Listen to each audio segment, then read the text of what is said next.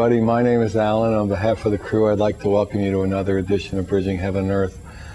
You know, when I was driving over to the studio to do the show tonight, and I realized that we get so many calls and emails from people literally throughout the world, and I feel like so many of you out there who I haven't really met in person, I feel just so close to. I feel so many of you have taken to the Bridging Heaven and Earth show, have taken to the message of the dedicated to the oneness, of the message of the connection between us all, that you really feel like my brothers and sisters out there. And so many of us are striving and achieving and struggling and pursuing that experience of love, that experience of truth, that experience of God with such extraordinary dedication. And yet, in these physical bodies, there are those tests or dilemmas that we all feel in this life.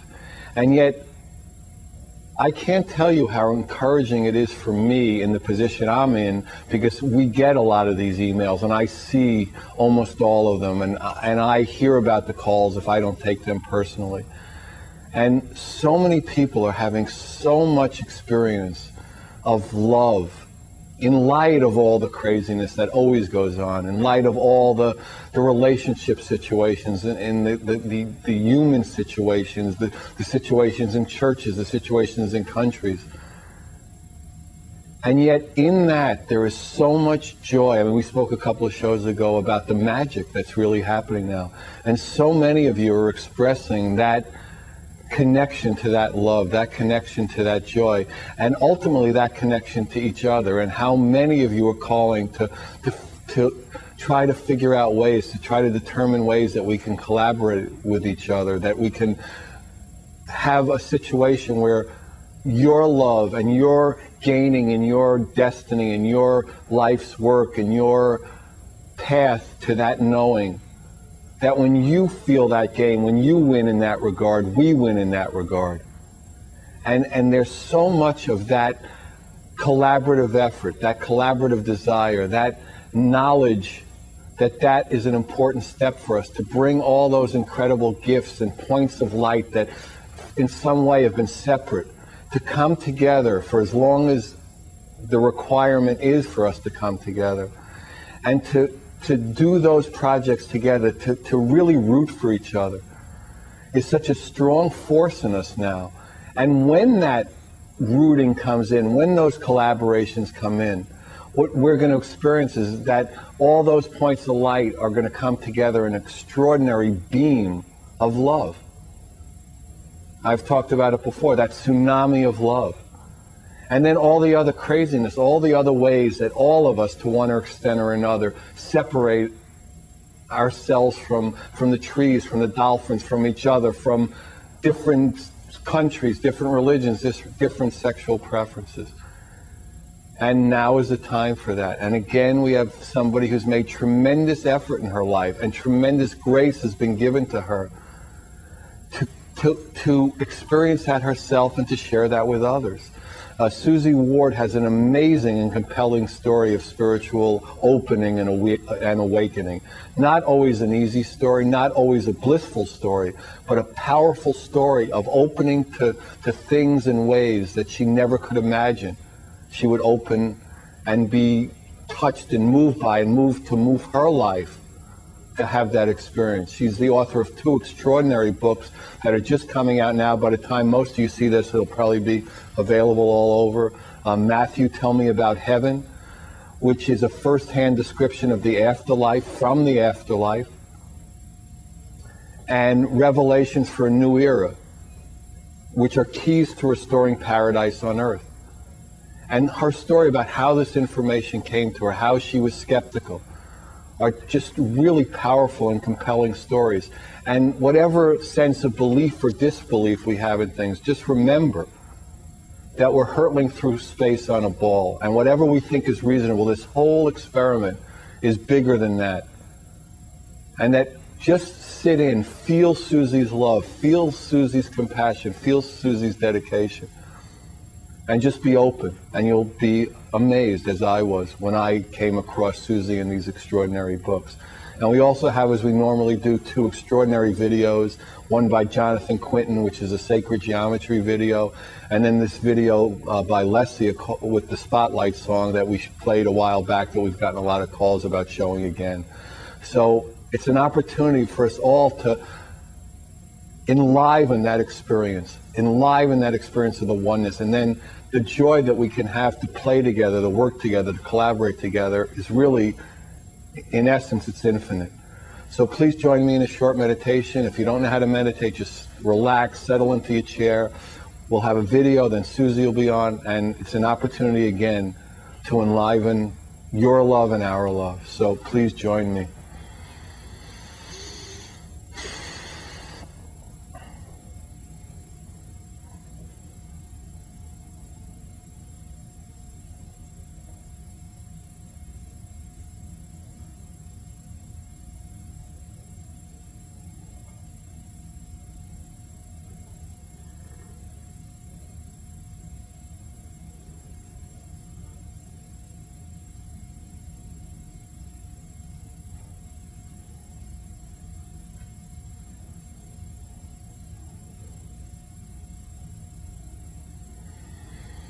Thank you. So we're going to begin tonight's show with the Jonathan Quentin video. Jonathan was a former guest on the show. He does just wonderful, wonderful things with sacred geometries and diagrams and just beautiful 3-dimensional objects. And he did this wonderful video. It's the video is called Visions of Eternity. The particular piece that we cut out, the 4 or 5 minute piece, is called Pulse. It's just beautiful visuals, beautiful music. It'll get us ready, and when we come back, Suzy Ward will be with us. So.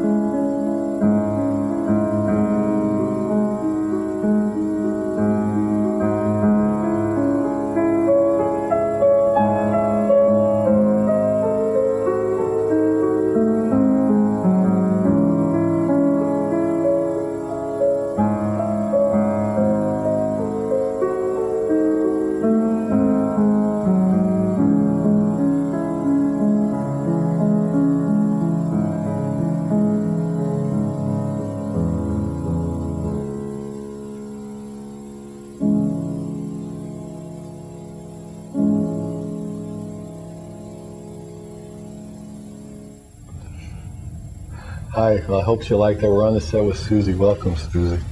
Thank you, Alan. So why don't you tell people, give them a little background of I talked about what a compelling story it was, an amazing story, I'm sure, for you too. Why don't you just start people with, how basically the whole thing got started? Well, Matthew is my son. He died a half hour after he was in a vehicle accident. And that was when he was 17? He was 17. And yes. That was how many years ago? It was 1980. 1980. Mm-hmm. And I think I reacted like any other mother would react. The shock, the grief. And he'd never been sick. This was just an auto accident, a healthy person. Absolutely. Right. No, he was tremendously healthy and vibrant. What I did to perhaps deal with my grief was that I sought mediums for messages. The first one told me that Matthew was in deep rest. Was this right away? Was this right after the accident? This was within a couple of weeks. Within a couple of weeks? Yes. The wreck happened in Panama. I lived in Philadelphia at the time. And a medium with whom I had become friendly in California is the one that I called. And she said that within the year, you will hear from Matthew. He will send you an unmistakable sign. It was about 9 months later. It was a very difficult 9 months. Grief is very difficult. And I suppressed it instead of allowing it to come out. And Matthew told me when we finally connected almost 14 years later, Mother, you did not grieve healthfully. It's a hard thing to learn. I mean, that's like that old joke. That's easy for you to say, yes. But it's not exactly easy for everyone to do. So. Well, he said that divine grace will be given to you if you will accept it. If you will accept that this person who is so beloved by you has simply gone on with life. Life never ended, but it is continuing in a different place. Form. Yes. Right. But so what happened 9 months later? Okay, 9 months later. The sign that I got was my first dream about him in all of that time. My younger son, Michael, and Matthew were approaching me on the opposite side of a street. Michael looked solid, just like we looked to each other. Matthew was translucent, but his twinkling eyes and his little crooked smile and his tan coloring, all of that was there. But I raced up to him and hugged him and I said, Matthew, you're alive. And he said, Mother, of course I am. And then it ended. So my feeling upon awakening then was a combination of fresh grief, but also some new dimension of feeling that, yes, he is alive. Right. So in a way that you're not quite sure how you understand it yet. There really was no understanding. Right, no understanding. It has to be an acceptance rather than, I guess we can call it faith. Mm-hmm. But at any rate, I was led to mediums, 3 of them in 3 different states, and they all told me the same thing. All of them wanted only Matthew's name, and then they told me. And the second one sort of embellished what the first one said, like a progress report. The third one did the same. But what they all told me was that, well, I mean, there were many things in common, but I guess the most essential was that when the time was right, Matthew and I would communicate directly. And they all told you that within the year after his passing? Right. I saw those 3 mediums in about a month's time. They did not know each other. They didn't know anything. But Matthew appeared to all of them. They described him. Right. So And their accuracy was amazing. You would Oh, have to it say. was, absolutely. They gave me messages from him that they couldn't have possibly known. No one else could have known except Matthew. Wow. Probably the most profound was the first of the mediums. And he said, Matthew is telling me that you looked through one of his notebooks and you saw something that made you realize he knew that he was going to be leaving Earth. And that was indeed so. Wow. Because on the morning of his memorial service, I was leafing through one of his notebooks. I had that need to be close. I understand. I wasn't assimilating anything. I was just leafing through it. And I came to the page where in big block letters, he had written, I belong to nobody. And I had a sensation so unique that it's difficult, unknowing. And I just said to him in my mind, Matthew, you knew, didn't you? And I heard him say, yes, Mother, I knew. I'm giving this, the books are not about the messages that I received from mediums, although I did include some of those just to show with some very, very specific messages that, Right. No way did I have to stretch them. And then, so you went through this period, then there was like a long period in Earth time of like 14 almost years. 14 years. Where there was, no, in essence, no contact, or very little contact. His messages came through mediums.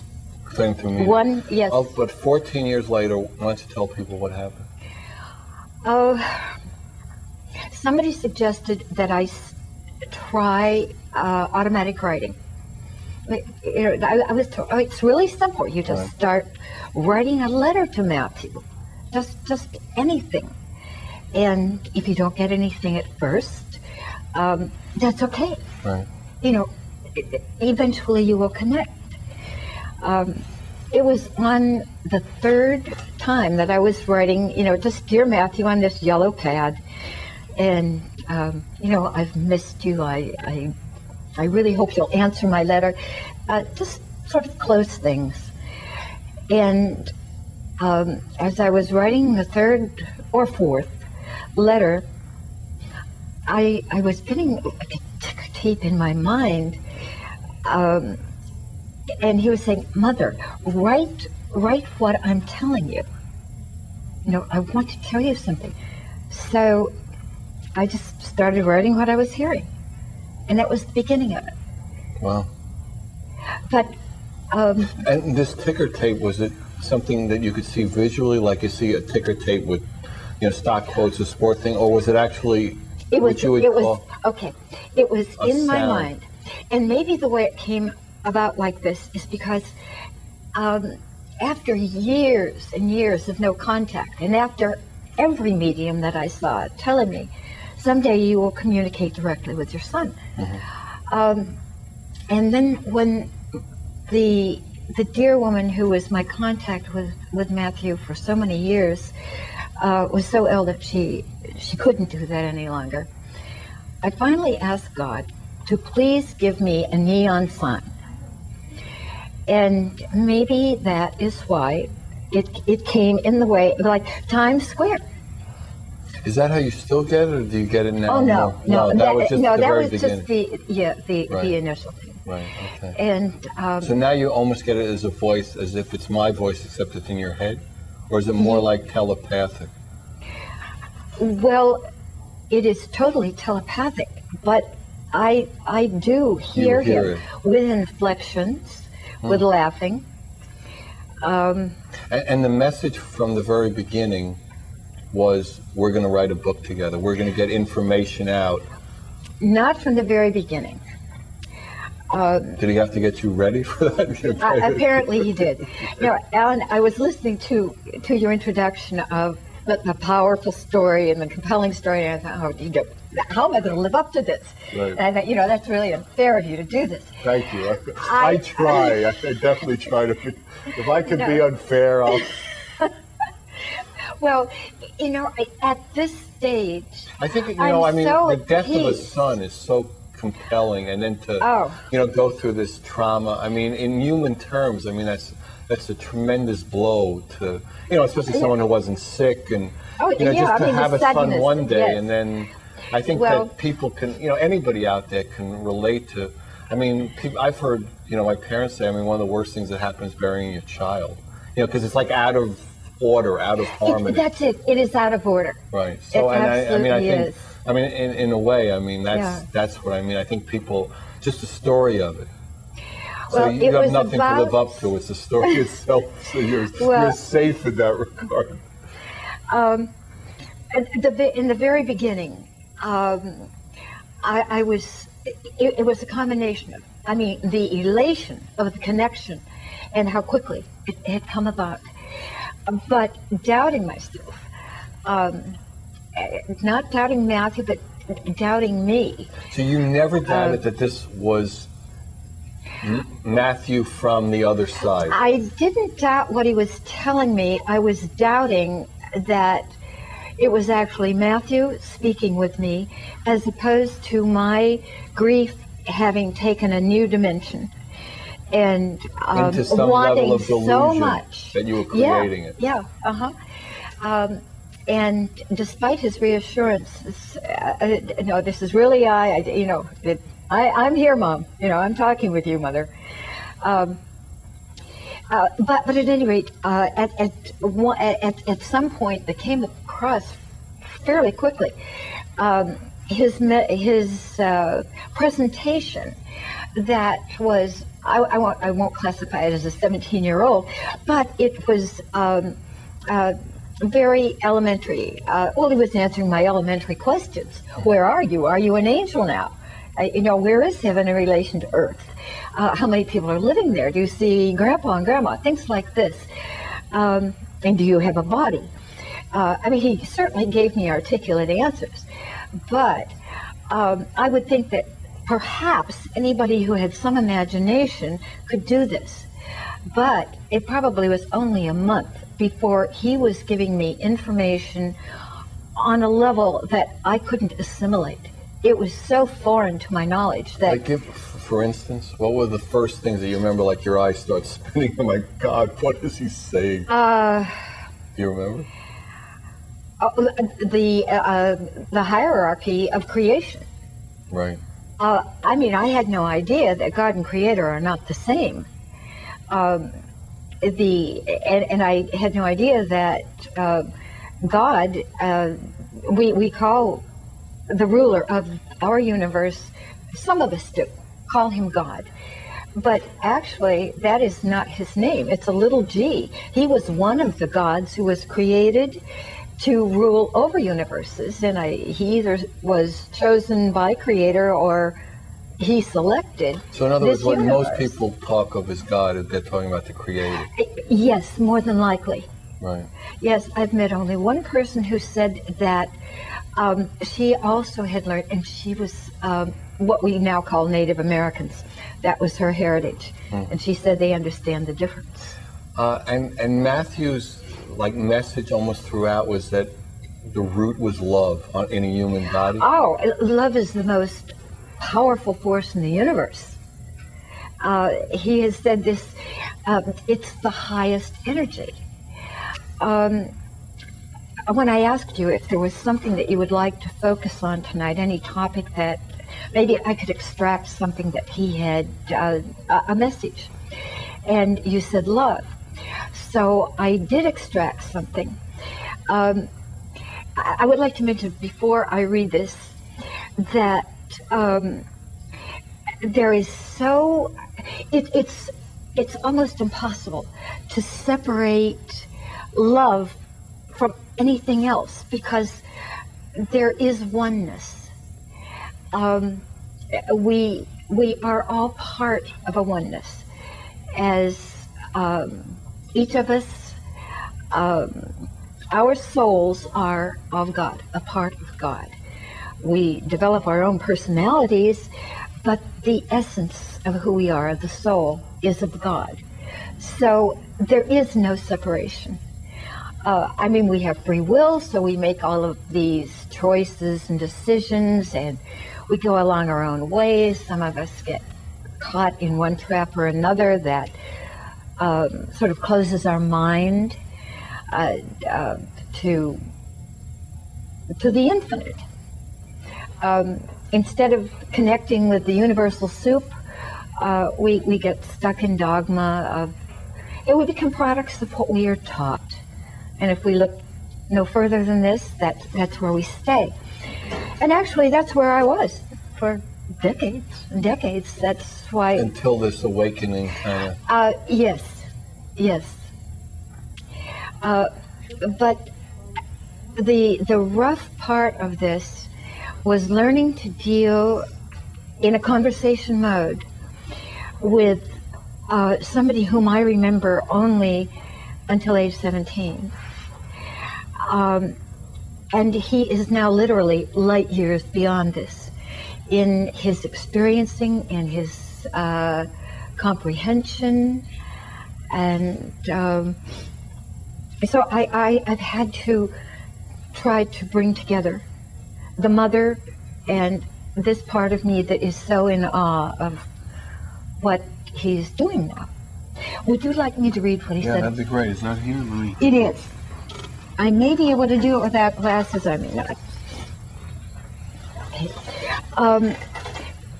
I just want to mention that prior to his giving this to me, I had asked him to please explain what does being in the light entail? I mean, how do we really apply this knowledgeably? And what does it mean in the context of light and love? And this was Matthew's reply. Being receptive to the light means growing beyond third density limitations. These include feeling prejudice and hatred of differences, acting in greed, judging others for their choices, holding resentments or desiring vengeance, progressing by ruthlessness and cheating, controlling others and denying their free will, blindly following dogma or orders when instinct tells that they are not based in godliness. And the greatest of all prevalent third density limitations is fear. I just want to mention that he is saying this to me. It is applicable to the world, but he's talking to me as mother. Actually, all of those negatively bound emotions and motives I mentioned arise from fear. Without understanding that, you could logically think that by changing directions in some of those areas while remaining fearful of personal or world situations, you are growing spiritually. That is progress indeed, but not in the measure you may think. Spiritual evolution is learning to live without fear. It is living with full trust in the power of love, which is the most powerful force in the universe. The word love has been so commonly used that it is severely abused, as in, I love artichokes, or I loved that movie. So first I say what love is not.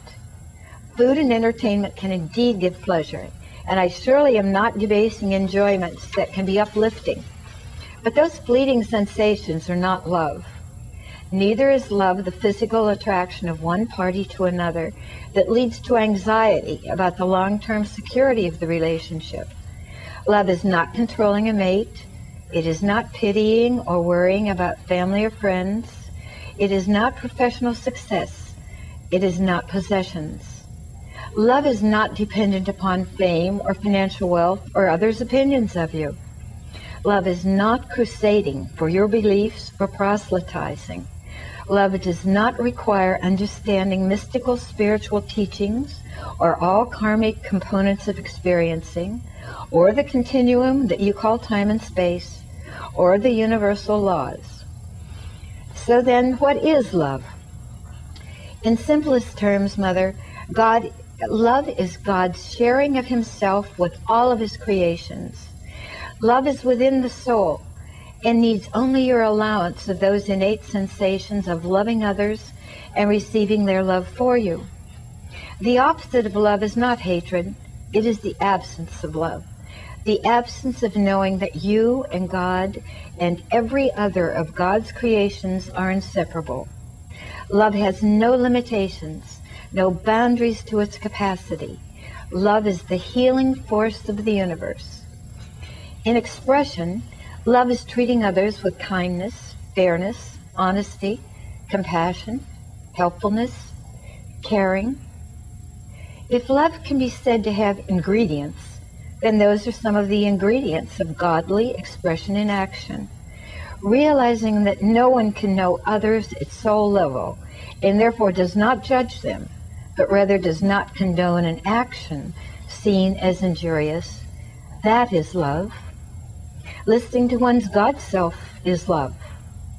Living the kind of life that engenders loving self is love. Knowing that Earth is a sentient, conscious life herself, and respecting all of her life forms is love. Feeling joy yourself when you see it in others is love. Doing something that brings joy to another is love. Forgiveness of self and others is love. Doing good deeds without attaching expectations is love. Sharing your resources with full heart is love.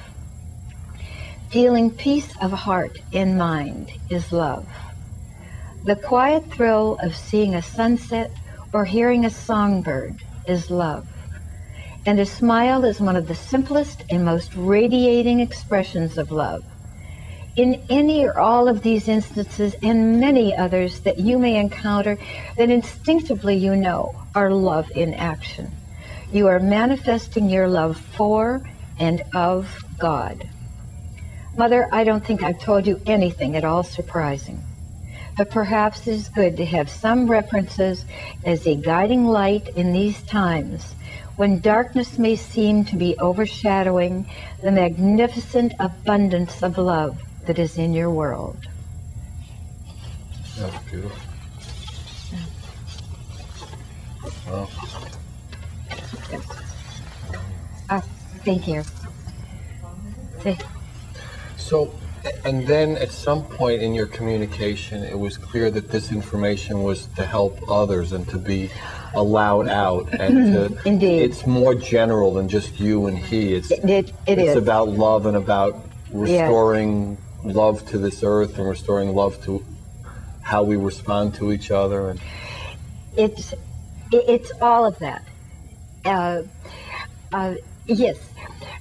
I would say that maybe after we had been talking for a couple of months, and he introduced other entities to me too, one of whom, named Imika, was assigned to stretch my energy so that I could receive transmissions from entities who are, they are so powerful and so vast in their scope of influence, collective souls, with just amazing powers. But at any rate, I needed to have my energy lifted so that we could reach each other on the same energetic plane. So even after I started meeting with them and recording their actual presentations, not just discussions, but really formal presentations. And Matthew kept saying, Mother, please start the book. Please start the book. And some of those entities even mentioned, you really better get cracking on this book. But it was an enormous amount of work. And just the very thought of it, trying to organize all that material, was just overwhelming. At about the 6-month mark, when Matthew was once again saying, Mother, please get started on the book, it occurred to me to ask him if this was, had I signed up for this? Was this something karmic? I didn't even understand karma really when Matthew and I started. But I asked him, And he said, well, it was really more than that. And it's something that I do want to mention is from the very beginning of our connection, I said, Matthew, why did you die at such a young age? Why did you leave us so soon? And he was always evasive. You know, someday I would understand. But that wasn't good enough for me. I kept picking at it. And finally he told me that some parts of it still made him very sad. And so I certainly was not going to, you know, do that to him. But that day, he finally acknowledged that writing these books was something that both he and I agreed to do in our pre-birth agreement. And he had to leave Earth when he did so that he could write about life in what we call heaven. And that we both had agreed to do this. That was that was hard to hear that he had died so that he and I could write a book. But and that was the first time that there was any communication directly from God. Because I really reacted with rage as well as grief.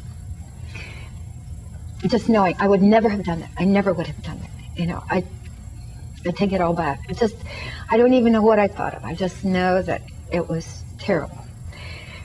But when I looked at the screen after I could see again, there was a message on the screen that I hadn't written. I wasn't capable of typing anything on the computer. And I don't remember the exact wording, but it was, "This is I am that I am." And it was a short message just saying something like,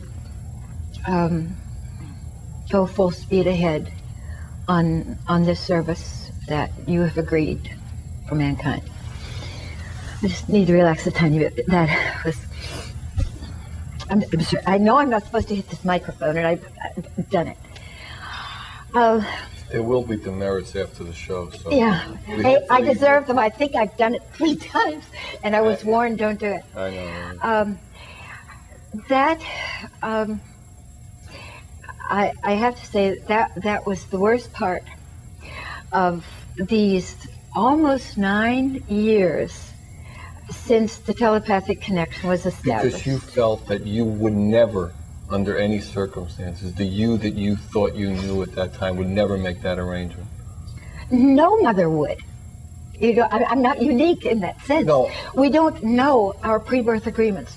We just, our souls are not that much getting through to our consciousness. And can that be changing, would you think? Are we starting to restore paradise? My yes, God, yes, we are. We are. Yes, because if we identify with being a mother, then the attachment will be there. If we identify with being a soul to a soul, then that's the role we picked this time. And so, you know, once I was willing to listen to Matthew and some more conversations with God, I agreed, okay, if I agreed to do this, and love is such a big part of it, that Matthew and I are connected because of the love bond, that it has always been there. It was just in my 3D limitations that he couldn't reach me sooner. Then, okay, this was our contract. I'm going to do it. And the books are part of what is going to help us. You hate to use the term awaken because it sounds as if we are deliberately sleeping. We're not. We are living with some restrictions that have been placed upon us, for eons. But, and we have agreed to this.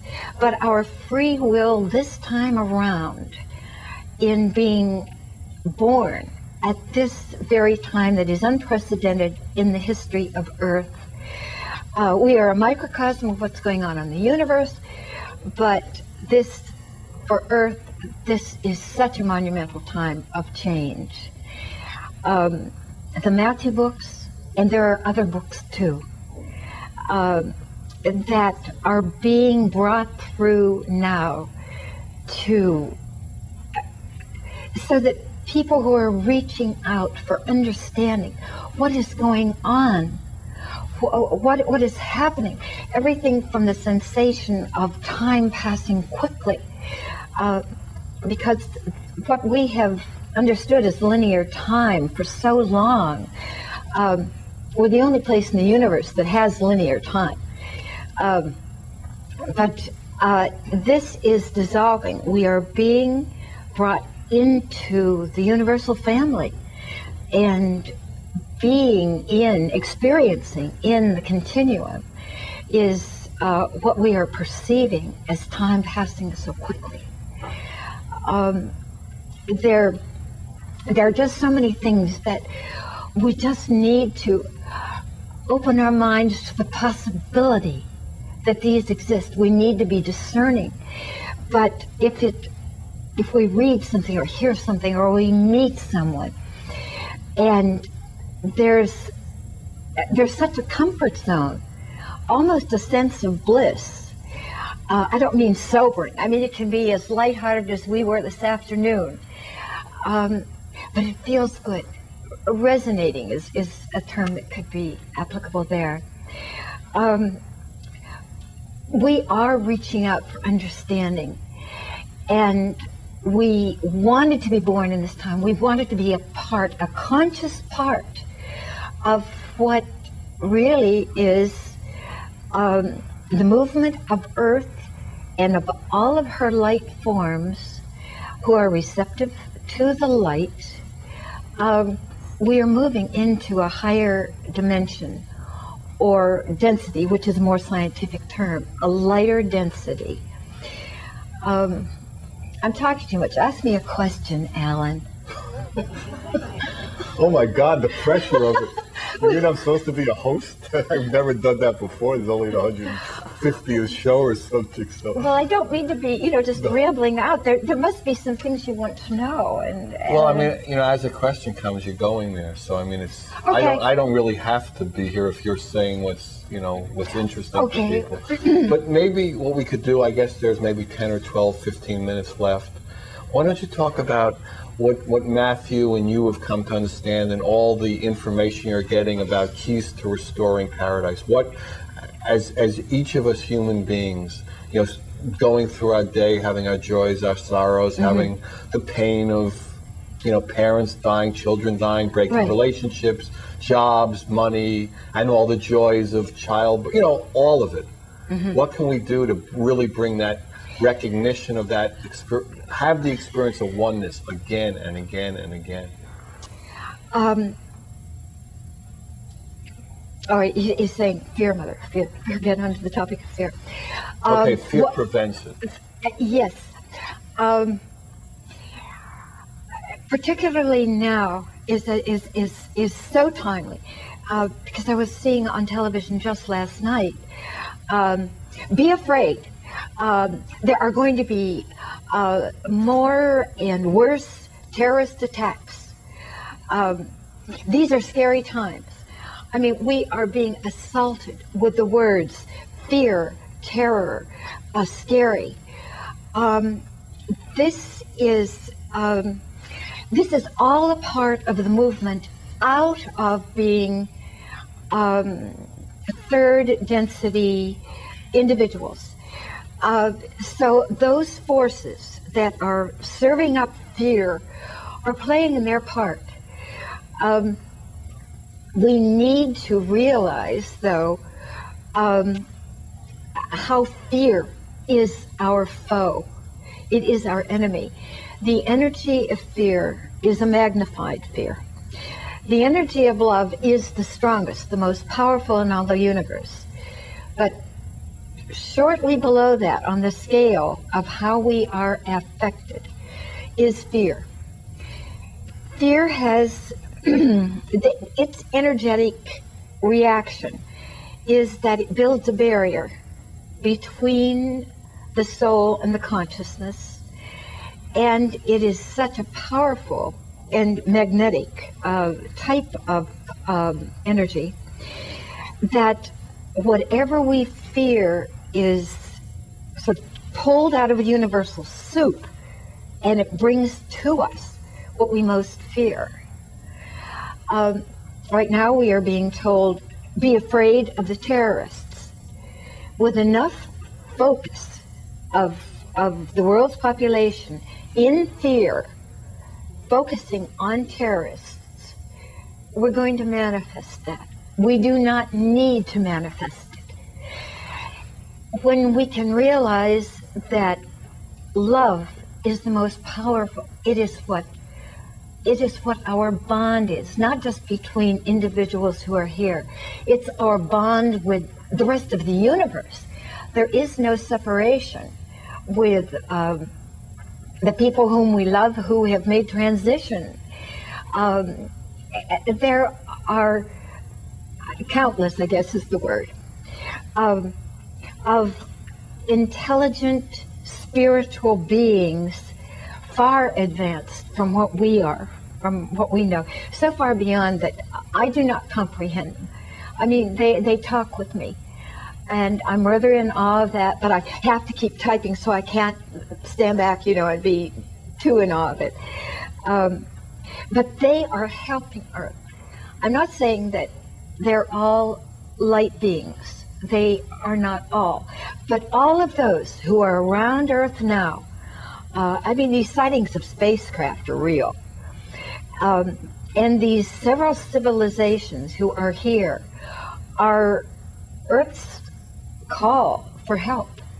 Because we who are living on Earth have we have done such destructive things to Earth, and we've created such negativity here that without this, and they really have advanced technology that has actually helped to restore Earth, because she was indeed a dying planet from all that we have done and all the negativity. I don't mean just mining, for instance, strip mining, that sort of thing, and all the oil we're taking out and all of the air pollution. I'm talking about all the negativity that we have created in how we have treated each other, the inhumane way that we treat the animals on Earth.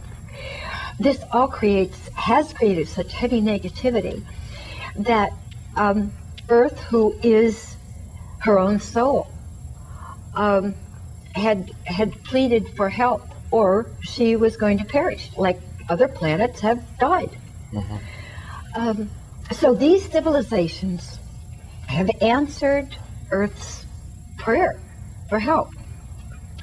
And so they are here, they are being benevolent, they are beaming in light. A lot of this light that is being beamed in from these civilizations is being anchored by whales, by the cetaceans. This is why it is so essential that we save the whales, save the dolphins, because they are performing this salvation of the planet, really. Alan, what was the point here? The point's love. It's always the point. Okay. No, I digressed. I wanted to get into the cetaceans. Fear. And Matthew got me back on track. Thank God we have a good host here. Yeah, Matthew, come in. He's Is he mic'd? You have to mic Matthew. Yeah, he says he doesn't need the mic. Excuse me, please. Okay. No, he said it's so essential that people not be fearful.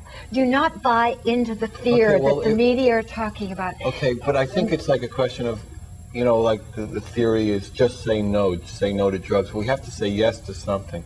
So how do we say yes to love? How do we say yes to joy? How do we say yes to happiness? We think about the blessings in our lives, and there are so many that we may not think about simply because we feel so overcome with fear. Just block fear and start thinking about the people whom you love. Maybe they have left Earth. Maybe they've made transition. They are so alive. They are living in such vibrant circumstances where the best that Earth has to offer is 1,000-fold more in what we call heaven. So, you know, instead of concentrating perhaps on grief, think of joy for them in their new lives. Instead of concentrating on something that is presenting problems, let go and say, it will come to me. Relax. Allow it to come. Allow the flow. Because what is flowing here in such abundance is love. God is totally love and light. And just allow it to happen. Matthew was reminding me in what I just read, which they were just reminders to me. Okay, Mother, you want to know what it entails to be in the light? This, you know, you're doing it. Just be aware of it. But he reminded me how contagious a smile is. So, in other words, you're saying little things every day, every moment. Thank you, Ellen. To try to remember the simple things, the simple joys, the loves that we all have in our lives in one way or another. Exactly. As Matthew said in there, to look at a sunset, like the one that Bob and I saw as we were driving here last night, to look at that and see the beauty of it. That is so center stage. It so lightens the heart. Right. And we talk about life as being so dramatic. We are making it dramatic. Right. Our choice can be to just be aware of all the people who love us, of whom we love. I think we're coming to the place where we got to finish it up. I mean, and it isn't about love. It's just about, again, it's about the love. It's about that connection that we all have. If you want any information about Suzy, the books, Alan, 805-687-2053. We love you. God bless you. Thanks for coming again. Good night.